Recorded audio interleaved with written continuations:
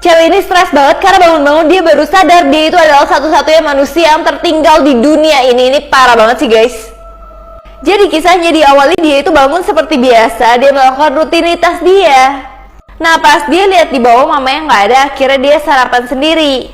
Tapi dia belum mikir aneh-aneh sampai tiba-tiba pas dia lari pagi, dia ngelihat ada mobil yang kayak kecelakaan gitu.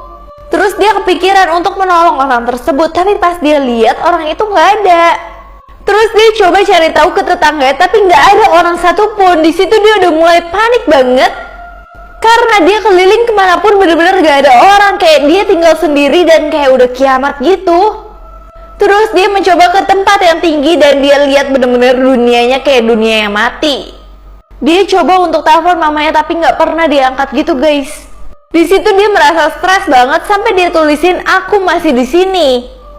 Tapi lama-kelamaan mentalnya dia udah mulai terganggu karena dia benar-benar sendirian dan gak ada teman bicara. Sampai tiba-tiba saat sore-sore dia lagi naik sepeda, dia ketemu sama satu orang yang bikin dia kaget banget.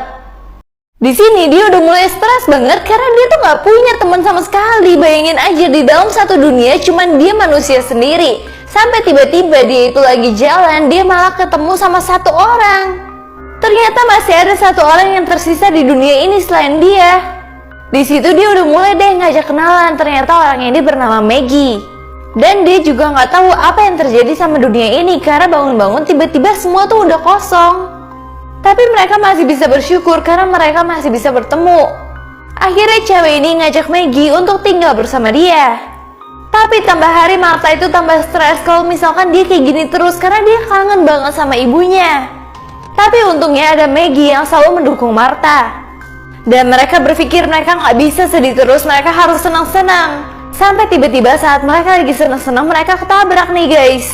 Dan itu ngebuat mereka ingat sesuatu. Ternyata waktu itu Martha itu lagi bawa mobil, terus tiba-tiba ada pesan masuk jadi Martha liatin HP. Hal itu ngebuat si Martha itu nggak ngeliatin jalan sama sekali. Dan ternyata di depan jalannya dia itu nabrak Maggie sehingga Maggie meninggal. Dan ternyata kenapa mereka cuma hidup berdua di dunia tersebut, mereka itu ada di dunia lain guys. Kalau misalkan Maggie meninggal sedangkan Martha itu dalam keadaan koma. Dan ibunya selalu nungguin Martha selama ini. Di situ dia baru sadar dan minta maaf ke Maggie karena dia telah merenggut nyawanya Maggie.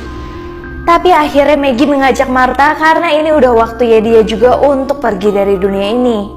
Sampai akhirnya Martha udah gak koma lagi dan meninggal.